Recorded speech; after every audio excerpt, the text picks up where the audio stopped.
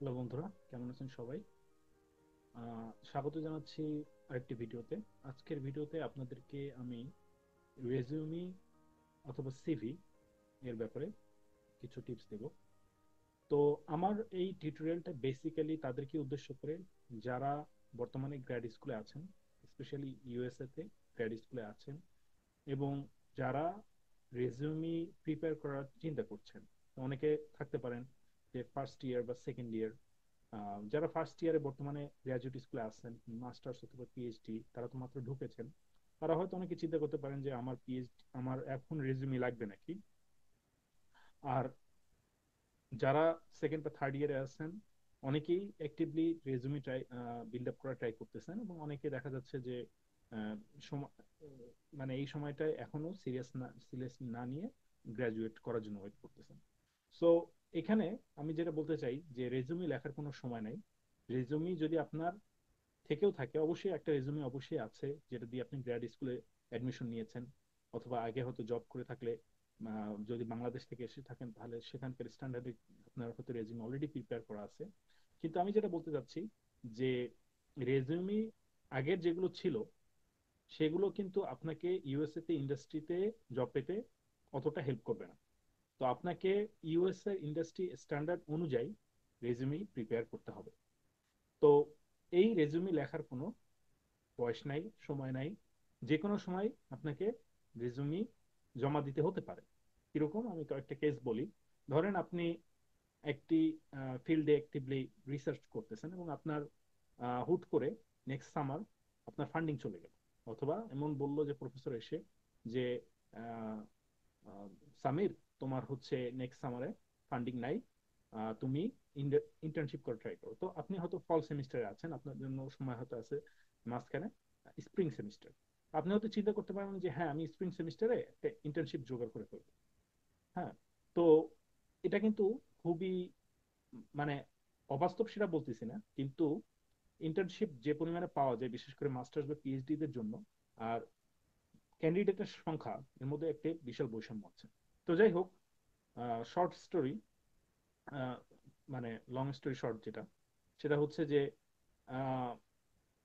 ইন্ডাস্ট্রিতে আপনাকে যে কোনো সময় রেজুমি সাবমিট করতে হতে পারে। তো এরকম একটা সিচুয়েশন যদি আসে, আপনাকে যদি হুট করে অ্যাপ্লাই করতে হয়, আপনাকে যদি হুট করে রেজুমি ড্রপ করতে হয়, তখন আপনি, যদি আপনার হাতে একটা রেজুমি প্রিপেয়ার্ড না থাকে, তখন কিন্তু আপনার মাথায় হুট করে আকাশ ভেঙে পড়বে। আর আপনি এটাও চিন্তা করতে পারেন যে আচ্ছা, রেজুমি লেখা এমন আর কি, আগেও তো লিখেছি, লিখে ফেলবো। কিন্তু যখন আপনি লিখতে বসবেন তখন আবার চিন্তা করবেন যে কি লিখবো, এটার একটা প্রবলেম হয়। তো রেজুমি লিখতে গিয়ে রাইটার্স ব্লক হয়। এবং সো রেজুমে প্রিপারেশনটা, এটা কিন্তু একটা প্রসেস। আপনি শুরু করবেন, ফিডব্যাক নিবেন, এডিট করবেন, পলিশ করবেন, আবার রিরাইট করবেন, এভাবেই কিন্তু রেজুমিটা আস্তে আস্তে পলিশড হয়। রেজুমে কিন্তু একদিনে পারফেক্ট হয় না। সো আমি যেরকম একটা সিনারির কথা বললাম, আবার অনেক সময় এরকমও হতে পারে যে আপনি একটা কনফারেন্সে গিয়েছেন, কারোর সাথে আপনি নেটওয়ার্কিং করতেছেন ইন্ডাস্ট্রি প্রফেশনালদের সাথে, এবং হুট করে তখন দেখা গেল যে তারা আপনার রেজিউমি চেয়ে বসলো। তো আপনি হুট করে তখন যদি বলেন যে ও, আমার তো রেজিউমি প্রিপেয়ার্ড নাই, তাহলে কিন্তু সেটা একটা রেড ফ্ল্যাগ হবে। তো হ্যাঁ, বলবে হ্যাঁ আচ্ছা ঠিক আছে, পরে তুমি আমাকে রেজিউমি ইমেল করে দিও। সে যদি আপনার ব্যাপারে সিরিয়াস থাকে, তাহলে আপনি পরে ইমেল করলে, আপনি রেজিউমে প্রিপেয়ার করে ইমেল করেন, সেখানে একটা চান্স আছে। কিন্তু এরকম সে যদি আরো 10টা ছেলেকে বলে, এর মধ্যে 8টা ছেলেই, যদি 8টা ছেলে বা 8টা মেয়ে যদি রেজিউমে প্রিপেয়ার্ড রাখে, তাহলে কিন্তু তারা প্রায়োরিটি পাবে, আপনি কিন্তু প্রায়োরিটি পাবেন না।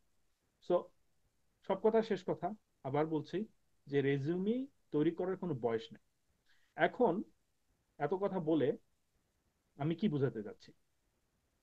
যে কথাটা আমি বলতে চাচ্ছি বা বোঝাতে চাচ্ছি সেটা হচ্ছে যে আপনারা রেজুমি প্রিপেয়ার করা শুরু করেন, কিন্তু কিভাবে শুরু করবেন সেটা হচ্ছে অনেকের প্রশ্ন থাকে যে আচ্ছা ভাইয়া, রেজুমি না হয় প্রিপেয়ার করব, কিন্তু কিভাবে প্রিপেয়ার করব?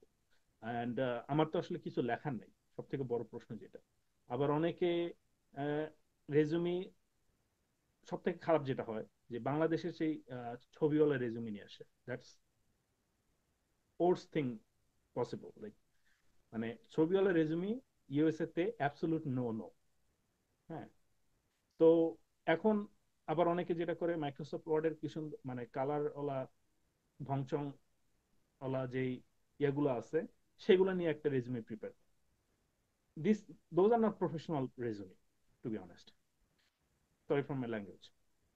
বাট আপনাকে একটা প্রফেশনাল রেজুমি কিন্তু রেডি করতে হবে। এখন আপনি প্রফেশনাল রেজুমি কোথায় পাবেন? এখন এই প্রফেশনাল রেজুমি খুঁজে পাওয়া অনেকের জন্য অনেক সময় একটা চ্যালেঞ্জ হয়।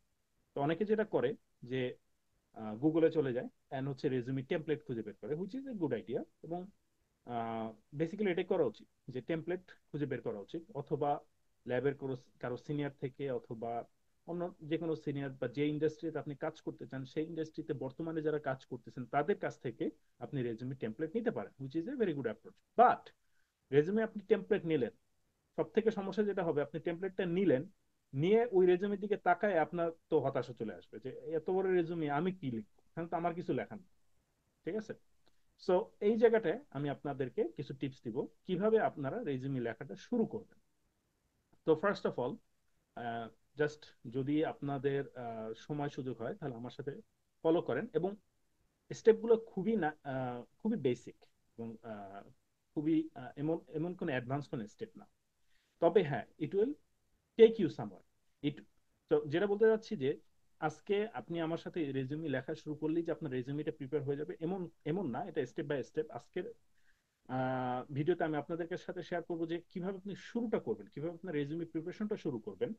কারণ আপনি লেখা শুরু করবেন এন্ড দেন এটা নিয়ে আপনি চিন্তা ভাবনা করবেন, এটা নিয়ে এডিট করবেন, এটাকে আপনি কারোর সাথে বসবেন, এন্ড এটা ফিডব্যাক নেবেন, তাই না? এন্ড দেন এটাকে আরো পলিশ করবেন। That's, it's a process, right? So আপনাকে যেটা করতে হবে, সেই প্রসেসের শুরুটা করতে হবে। সময় থাকতে সেই প্রসেসে শুরুটা করতে হবে, এবং সেই শুরুটাই আমি আপনাদের সাথে করব। তো চলেন প্রসেসের শুরুটা করি।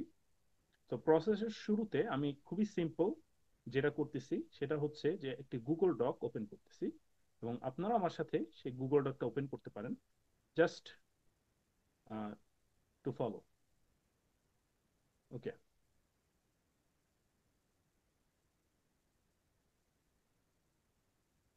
Hang on, bear with me.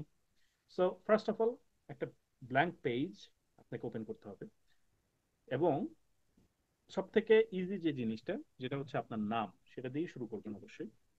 আম, আপনার নাম, নেম থাকবে, রাইট? এবং এই ফেজে রেজুমি এর ডিজাইন এর ট্র্যাপে পড়বেন না, রাইট?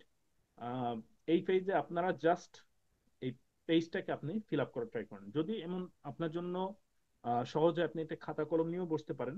হ্যাঁ, বাট এই পেজ আমাদের টার্গেট, এই পেজে আমাদের টার্গেটটা থাকবে যে পেজটা ফিল আপ করা, জাস্ট পেজটা ফিল আপ করা, নো ফরম্যাটিং, নাথিং, রাইট? দেখতে কেমন হলো, তারিখ কোন দিকে যাবে, সব এক লাইনে হলো কিনা, এসব কিছু না। এসব নিয়ে আপনি যদি বেশি আগে চিন্তা করেন দেন আপনি লিখতে পারবেন।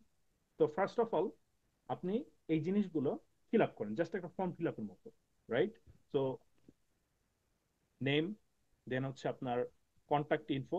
নাও কন্ট্যাক্ট ইনফোতে আপনি আপনার ইমেল দিতে পারেন এন্ড ফোন নাম্বার দিতে পারেন। বাট ফোন নাম্বার দিলে যে সমস্যাটা হয়, রিক্রুটাররা বা যারা হচ্ছে রিক্রুটিং এজেন্সি, অনেক সময় তারা এই ফোন নাম্বার গুলো কালেক্ট করে এন্ড দেন তারা আসলে অনেক রকম আহ, মানে জাস্ট হ্যারাস করে অথবা স্প্যাম করে। সো ফোন নাম্বার দেওয়া বা না দেওয়া এটা আপনার পুরোটাই আপনার কল। হ্যাঁ, বাট ইমেল অ্যাড্রেস, এখানে একটা জিনিস বলবো, ইমেল অ্যাড্রেস লেখার সময় আপনারা খেয়াল রাখবেন এটা যেন প্রফেশনাল হয়। আহ, এমন যেন ইমেল অ্যাড্রেস না হয় যেটা সাউন্ডস আনপ্রফেশনাল, এবং এবং এমন ইমেল অ্যাড্রেস দেবেন না যেটা আপনার অ্যাক্সেস চলে যাবে। ধরেন আপনি আপনার মাস্টার্স করতেছেন বা পিএইচডি করতেছেন, আপনি স্কুলের ইমেল অ্যাড্রেস দিলেন, কিন্তু গ্রাজুয়েশনের 2 মাস পর আপনার অ্যাক্সেস চলে যাবে। That's not a good idea to use that email address. So আপনার যদি এরকম কোনো ইমেল অ্যাড্রেস না থাকে যেটা আপনার, সো আপনার ইমেল অ্যাড্রেসটা এমন হতে হবে যাতে আপনার নামের একটা অংশ থাকে। ঠিক আছে? এমন যেন না হয় যে loverboy26@gmail.com, এমন এমন যেন না হয়। কারো হয় না সাধারণত, বাট বললাম আর কি, কথার কথা। বা অনেকের একটা ইমেল অ্যাড্রেস আছে সারা জীবন ইউজ করছে, এন্ড ধরেন নামটা আছে, নামের সাথে বাড়তি কথা আছে, এই ধরনের ইমেল অ্যাড্রেস। সো মেইন কথা হচ্ছে আপনার ইমেল অ্যাড্রেসটা ভালো হতে হবে, এবং এটা যেন সহজ হয়, যেন অনেক বড় একজন ইমেল অ্যাড্রেস না হয়, কারণ এই রিক্রুটার টাইপ করবে না সারাদিন বসে বসে আপনার ইমেল অ্যাড্রেস। সো ছোট ইমেল অ্যাড্রেস যেন থাকে এবং সহজ যেন হয়। Okay, and then address. Now address কি দিতে হবে নাকি? আপনার স্ট্রিট নেম এগুলো দিতে হবে না। রেজুমিতে অনেক স্ট্রিট নেম থেকে শুরু করে সব দেওয়া শুরু করে, এগুলো দিতে হবে না। আপনার জাস্ট সিটি, কোন সিটি থাকেন, লস এঞ্জেলস থাকেন বা নিউ ইয়র্ক থাকেন, অ্যান্ড দেন জিপ কোড, এটা দিলেই হয়ে যাবে। Right, city and zip code, city, state, zip code. Okay, এগুলো দেওয়ার পরে জাস্ট ফিল আপ করেন। আমি জাস্ট বলতেছি আমার সাথে সাথে ফিল আপ করবেন। নাথিং অ্যাবাউট, এখানে আমরা কোনো রকম ফরম্যাটিং করতেছি না, কোনো ফরম্যাটিং এর কথা চিন্তাই করবেন না। নাও, এখন অনেকের ডিবেট থাকে এখানে কি আমি ফার্স্টে প্রফেশনাল এক্সপিরিয়েন্স দিব নাকি এডুকেশনাল এক্সপিরিয়েন্স দিব। তো আমার যেই অবজারভেশনটা, আপনি যদি আহ, এক মানে জীবনের এক পর্যায় থেকে আরেক পর্যায়ে ট্রান্সফর্ম করেন, যদি এমন হয় যে আপনি স্টুডেন্ট থেকে আপনি এখন ইন্ডাস্ট্রিতে যাচ্ছেন, এটা হচ্ছে পুরা ক্যারিয়ার মানে শিফট কিন্তু। ঠিক আছে, আপনি আগে স্টুডেন্ট ছিলেন এন্ড দেন সেখান থেকে আপনি ইন্ডাস্ট্রিতে যাচ্ছেন, তাহলে সব থেকে রিলেভেন্ট হচ্ছে আপনার এডুকেশন। আপনার এডুকেশনের উপর বেস করে কিন্তু আপনার রেজিউমিটা ফার্স্ট স্ক্রিনিং হবে। সো আমি বলবো যে এডুকেশনটা আগে থাকতে। আর যদি আপনি যদি এরকম হয় যে আপনি অলরেডি 2 বছর ধরে চাকরি করতেছেন, অথবা আগে একটা চাকরি জব করে মানে জব করতেছেন এবং কন্টিনিউয়াসলি আপনি পার্ট টাইম মাস্টার্স করছেন, বাট আপনার ক্যারিয়ারের বিগ পোর্শনটা ছিল আপনার মাস্টার্স, সরি আপনার জব, দেন হচ্ছে আপনি প্রফেশনাল এক্সপিরিয়েন্সটা আগে দিতে পারেন, বাট ডাজন্ট ম্যাটার। আমি আবার বলতেছি এখানে আমি কোনো ফরম্যাটিং করতেছি না। সো আমি বলবো এডুকেশনটা আগে রাখতে, অ্যান্ড দেন এডুকেশনে যেটা করতে হয় যে সব থেকে লাস্টে যে ডিগ্রিটা নিয়েছেন সেইটা আগে লিখতে হবে। সো আপনার যদি পিএইচডি থাকে দেন পিএইচডি, স্কুল, হ্যাঁ, name of the lab, what ever, হ্যাঁ, ডিউরেশন, এগুলো। তো আপনি যদি পিএইচডি করেন দেন পিএইচডি থিসিসটাও লিখতে পারেন, টপিকটাও দিতে পারেন, অ্যান্ড বা রিসার্চ ইন্টারেস্ট দিতে পারেন, যা মন চায় যেইটা দিয়া। এখানে আমি যা বলতেছি সেটা হচ্ছে যে ফিল আপ করা, জায়গা ফিল আপ করা, সুপারভাইজারের নাম দিতে পারেন, রাইট, যাতে কিছু মন চায় সব লেখেন, সমস্যা নেই। পরে আমরা এটা এডিট করব। নাম্বার 2 হচ্ছে MS, then same, keep it same. হ্যাঁ, এমএস থাকলে এমএস, সেম অ্যাজ পিএইচডি। হ্যাঁ, দেন বিএস ওর বিএ, যেটাই হোক না কেন, school, duration, BS thesis, whatever, হ্যাঁ, রিসার্চ ইন্টারেস্ট, যাই থাকুক না কেন। তো এগুলো যখন আপনার ফিল আপ করা হয়ে যাবে, দেন হচ্ছে আপনি প্রফেশনাল এক্সপিরিয়েন্সে যাবেন। দেন প্রফেশনাল এক্সপিরিয়েন্স, এগেইন আমি এখানে আপনাকে ফরম্যাটিং এর কিছুই বলতেছি না, বারবার বলতেছি, জাস্ট ফিল আপ করেন যে কোথায় চাকরি করেছেন, হ্যাঁ, ইনস্টিটিউট বা ইন্ডাস্ট্রি,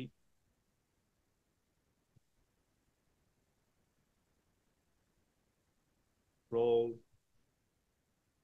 প্রজেক্ট।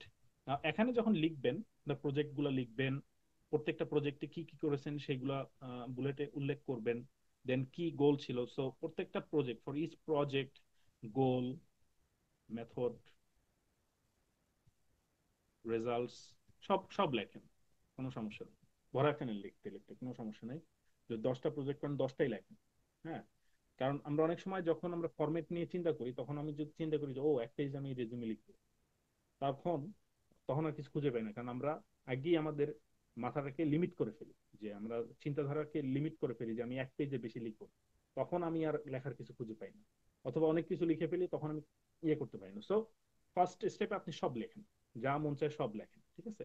বাট আপনি লেখার সময় খেয়াল রাখবেন যেন এটা রিলেভেন্ট হয়।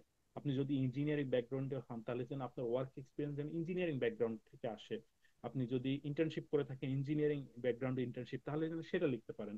হ্যাঁ, তো এমনও ধরেন এখন এর মধ্যে আবার কিছু কথা আছে অনেক সময়। কারণ আমরা অনেকে দেখা যায় যে দেশে বা বিভিন্ন জায়গায় কোচিং সেন্টারে কাজ করেছি বা টিচিং করেছি, হয়তো ভালো আহ, মানে নাম করা কোচিং বা ইত্যাদি, অনেকে আমি দেখছি যে সেটা একটা এক্সপিরিয়েন্স হিসেবে লেখে। ওকে, মানে কিন্তু কথা হচ্ছে যে এইটা তখনই রিলেভেন্ট যখন এর আগে আপনার কোনো রিয়েল জব ছিল না। কোচিং সেন্টার জব কিন্তু কোনো রিয়েল জব না, to be honest with you. Real job হতে হলে আপনাকে একটা কোম্পানিতে কাজ করতে হবে এবং সেখানে আপনাকে প্রফেশনাল হিসেবে কাজ করতে হবে। সো যদি আপনি ব্যাচেলর শেষ করে এর আগে আপনার রিয়েল জব এক্সপিরিয়েন্স না থাকে, তখন আপনি ওটা ইউজ করতে পারেন এবং তখন আপনি কি এটা বলতে পারেন যে transferable skills I learned transfer these and these transferable skills from this job which will help me for the job that I'm applying for, right? কিন্তু আপনি যখন আপনার মাস্টার্স হয়ে যাবে, আপনার যখন পিএইচডি হয়ে যাবে, তখন 5-10 বছর আগের ওই ছোট ছোট এক্সপিরিয়েন্স গুলো খুব একটা রিলেভেন্ট না। তো আমি বলবো না যে ওগুলো ইনক্লুড করতে, বাট এটা আপনার ইচ্ছা।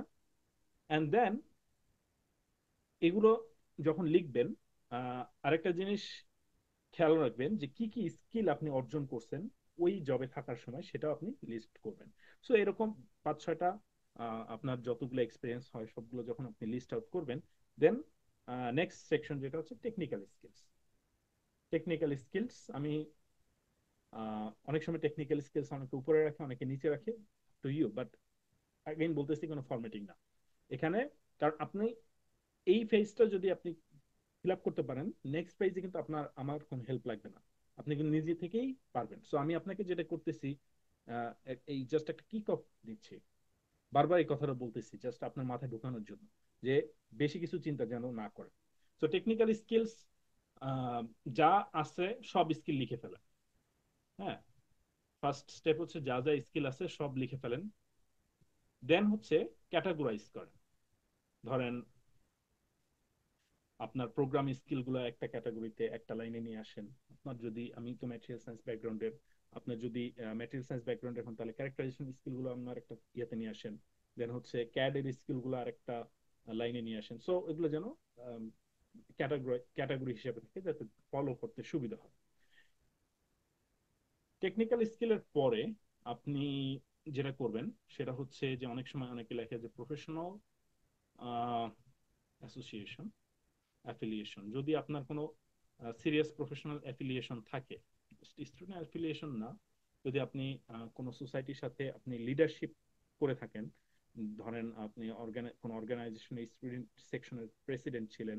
হ্যাঁ, ধরেন আমার বেলা আমি যেটা বলতে পারি American ceramic society, American concrete institute.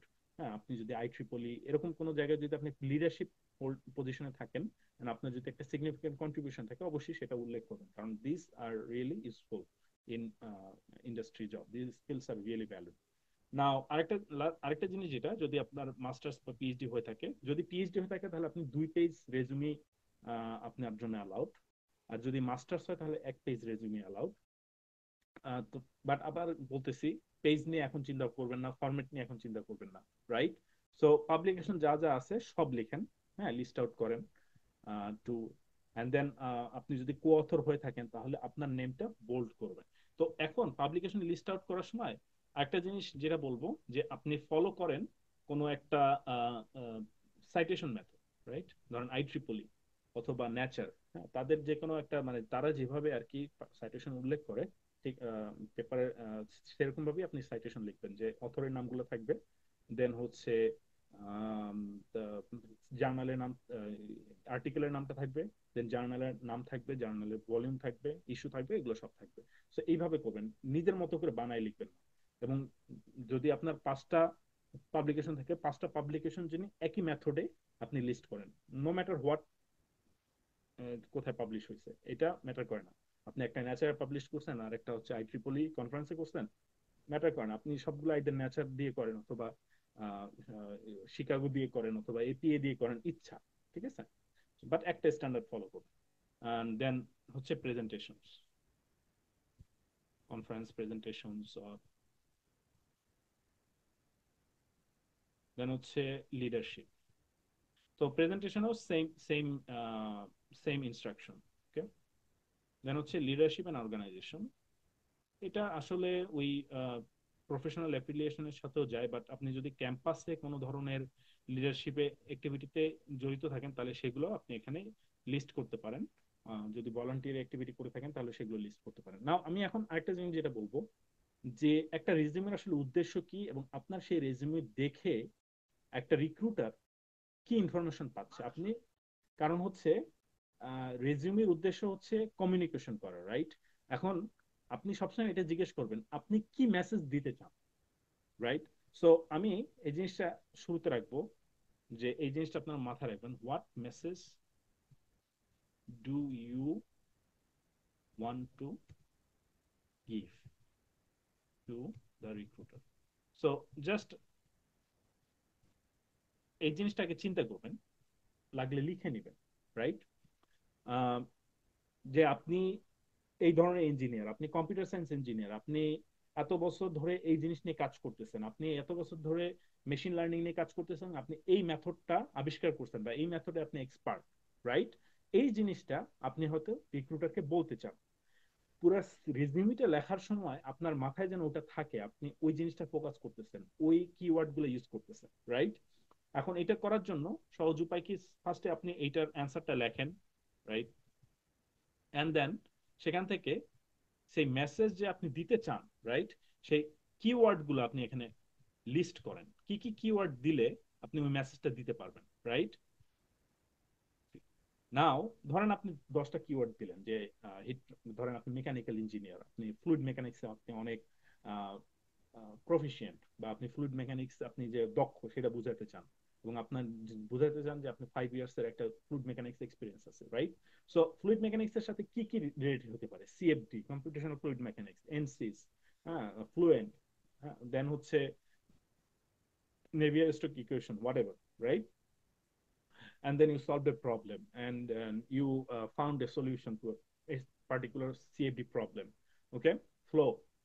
এই যে কিওয়ার্ড গুলা, হ্যাঁ, আমি টেকনিক্যাল কিওয়ার্ড হতে পারে, হ্যাঁ, জেনারিক কিওয়ার্ড হতে পারে, এই কিওয়ার্ড গুলো আপনি লিস্ট আউট করবেন, এন্ড দেন পুরো রেজিউমিতে আপনি ওই কিওয়ার্ড গুলা ইনপুট দিবেন, ঢুকানোর চেষ্টা করবেন যত পারেন। তাহলে হচ্ছে আপনার রিজিউমি যখন দেখবে, ওই কিওয়ার্ড দেখি মনে হয় ও এই লোক তো সিএফটির, আমি সিএফডি লোক খুঁজতেছি, একই আমি নেই। সো রিক্রুটার তখন ওই রেজিউমি হায়ারিং ম্যানেজারকে ফরওয়ার্ড করবে, এবং হায়ারিং ম্যানেজার দেখে বুঝবে যে সে যেটা খুঁজতেছে আপনি তাই। ওকে। আরেকটা জিনিস হচ্ছে যে আপনি যে মেসেজটা রিক্রুটারকে দিতে চান, সেই মেসেজটা, এই যে অ্যান্সারটা লিখলেন, সেটা কিন্তু আপনার একটা ক্যারিয়ার স্টেটমেন্ট, শুরুতেই একটা ক্যারিয়ার স্টেটমেন্ট লিখে সেখানে দিতে পারবেন, রাইট? তো আমি এখানে ক্যারিয়ার স্টেটমেন্টের একটা ঘর করে দিলাম। তো ক্যারিয়ার স্টেটমেন্ট যা মন চায় তা লেখা, কোনো সমস্যা নেই। ওকে। কিন্তু বসে থাকা যাবে না, কথা হচ্ছে যে হ্যাঁ ক্যারিয়ার স্টেটমেন্ট লিখে তারপরে তাকায় থাকতে হবে, ব্যাপারটা এমন না, আপনাকে লিখতে হবে। সো লেখেন।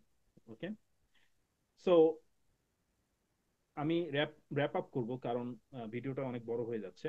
সো যে জিনিসটা বলতে চাচ্ছি, যে আপনার রেজিউমে লেখা কিক অফ, এটা হচ্ছে সেই কিক অফটা আপনাকে দিলাম।